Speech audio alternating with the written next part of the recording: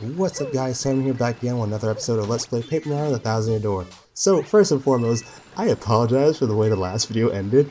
I was literally just having too much fun going about the video dialogue and I was not keeping track of my timer.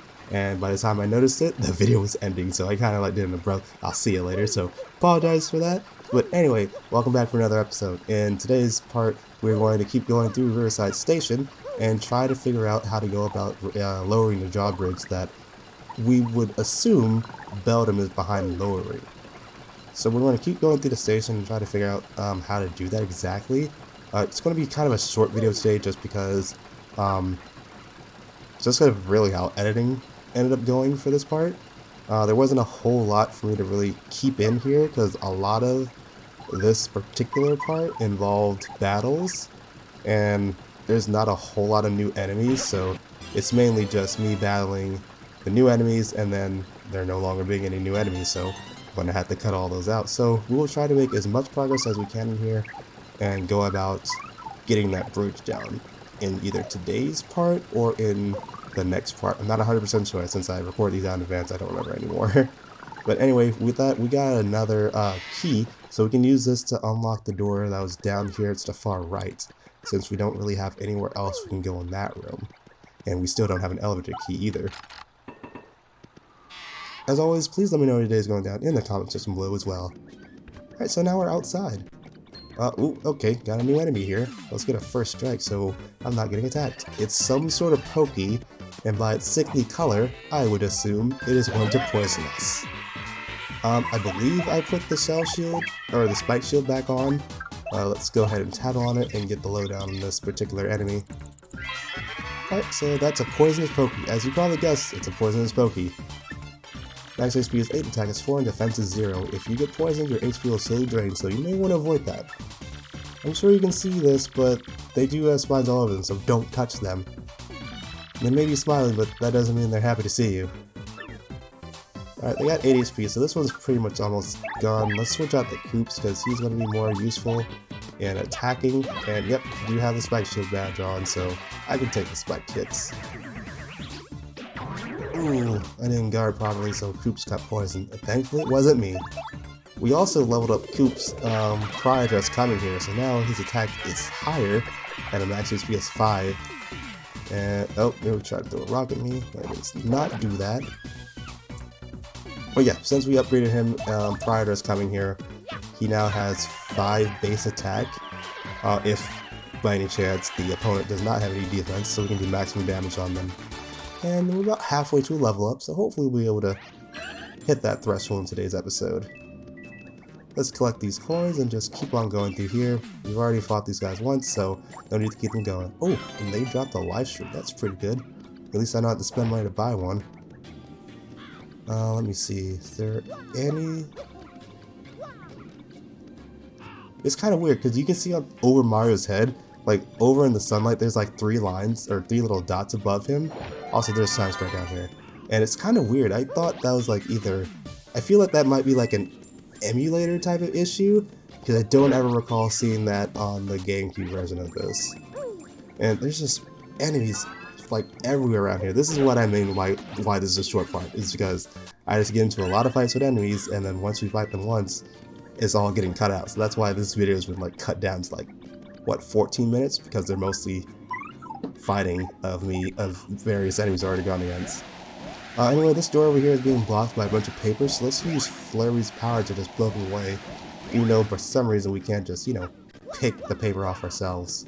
Before we actually go through that door, there is something I missed. We want to go back upstairs, because if you kind of notice on the bottom stair, there's kind of like a little opening at the bottom that looks like a tube can fit through, so yeah, but right here, let's actually do that, and I think there's a badge in here? Yep, it's a HP plus badge, which increases our max HP by 5, but costs 3 badge points to equip. Anyway, now that we're in here, there are some new enemies for us to encounter, and of course I want to add them to the tattle log, and then we can go on about having to, you know, get them logged in and everything. So, let's go ahead and have Goombella swap out for me, please. Alright, so now we're in here. There are some new enemies for us to encounter, and of course I want to add them to the tattle log, and then we can go on about having to, you know, get them logged in and everything. So, let's go ahead and have Goombella swap out for me, please. Alright, so now we're in here. There are some new enemies for us to encounter, and of course I want to add them to, you know, get them logged in and everything. So, let's go ahead and have Goombella swap out for me, please. Alright, so now we're in here. There are some new enemies for us to encounter, and of course I want to add them to, you know, get them logged in and everything. So, let's go ahead and have Goombella swap out for me, please. And I need you to tattle that flying Buzzy Beetle. Parabuzzy. There we go. That's a spiky Parabuzzy. It's a Buzzy with a spike and wings. Max HP is 5, attack is 3, and defense is 4. Hey, that's the same stats as a normal Buzzy. Fire and explosions don't work on Buzzies, in case you've forgotten. And this one flies and has a spike. What a total pain. So you better use an item or a special move, or have a badge that prevents you from getting hit by spikes so you can actually attack them. Anyway, we will have, let's have Miss Mouse come back. No? Okay. Jesse? Oops, okay, thanks, Pete. You took your sweet time deciding that. Anyway, its defense is 0 when we drop it down to 0. Oh, okay. Gosh darn it. That was dumb. But I didn't block in time, so now Cooch is pretty much useless until he gets back up. At least we're down, or at least we managed to take down one of their guys. Dude, they are like laying in the Coots right now. I feel so bad. Let's go ahead and get him out of here, even though he still won't have a turn, or my partner won't have a turn when they come in, just because he was immobile. Let's jump on you, so you're out of the picture for a little bit, or at least for a turn. Since Explosion won't work on you when you're flipped over, or while you're right side up, flip you over, and then I think we might be able to actually hurt you. Yep, surely does. Alright, so now it's just the Pokey, and since he doesn't have his body anymore, he's got nothing else to throw at us but attack us with a headbutt. It actually does a lot of damage too, surprisingly. I feel like you're going to get hurt since he's still attached as a spiked enemy. So let's have Koops come back now that he's upwards. Kind of waste my turn doing that, and I got poisoned too. It would really suck if the poison like kept in place outside of battles, but thankfully it goes away as soon as we're done. And with that should be enough to get us another level up, right? Oh, perfect. It was just over by 1. Alright, so what am I going to put this level up in? Probably FP? Because I feel like we've been doing a lot of BP lately, got my HP up higher, and I've been using a lot of flower points, so I feel like I should get that a bit higher. Go ahead and collect these coins before they go away. And let's come down over here real quick, and there's nothing of note, so we're going to go back the other way. And this is kind of like a little maze. Really, you just keep going on it up and down. I'll show you guys where everything is in case you want to take the pathways, but for the most part, you can slowly navigate your way through here to make it to where you need to go. Wasn't anything over on the left hand side, so let's go ahead and venture to the right.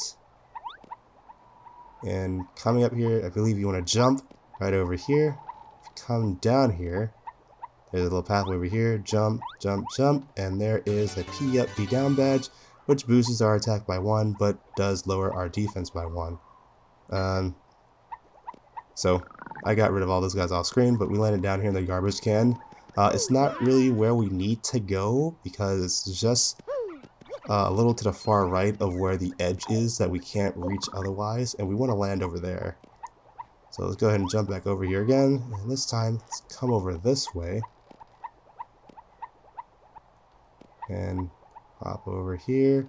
However, this just leads us to the same spot again. So like I said, we're going to go everywhere and figure out the right combination. So, ooh, let me avoid that. Honestly, this part would have been cut out too, but it was already short enough without everything else. So it's like, I need to keep this in. So I want to come back over here, jump, come down this time, but I want to come over to the right-hand side as we fall down. That way, this new pathway should let us fall into an area that is just above the gap. And for some reason, it was right into the freaking Parabuzzy. Let me grab these coins. Coins.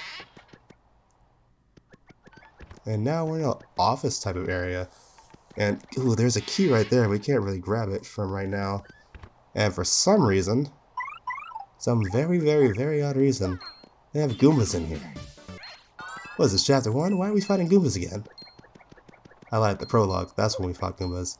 Anyway, with the Goombas here, you actually want to go ahead and defeat all of them because that will cause these blocks to appear. And you want to strike the blocks with the number that they have on them. So hit that once, hit this one 3 times, and we want to hit this one 10 times.